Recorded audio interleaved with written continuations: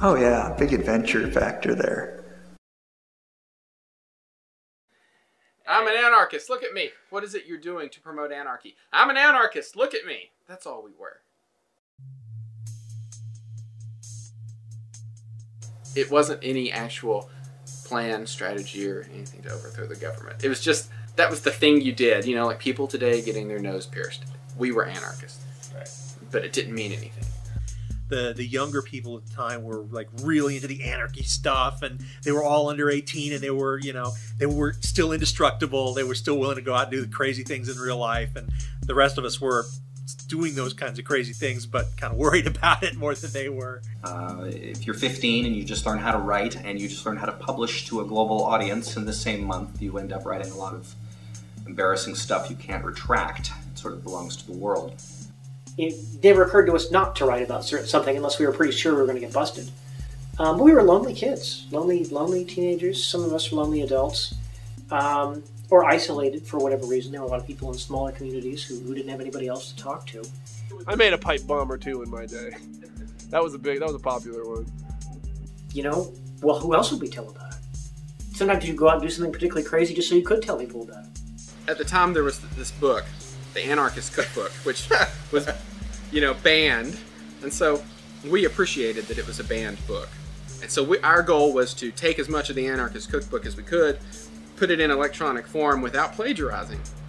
I mean, you want to write fiction. You want to write about making bombs or just being silly. Yeah, messing up McDonald's. But urine box plans. We were also just into mischief, so anything that we could think of that was mischief, we would write a text file about it.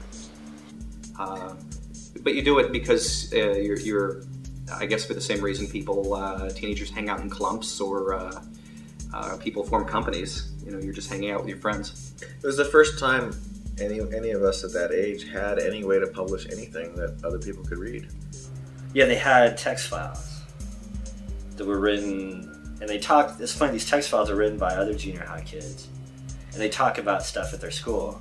It'd be like some school in California, which is strangely familiar to, you know, our goofy stuff. It's like, there's no way you make those connections before. Like, this is a new thing. In the early days, it was very exciting.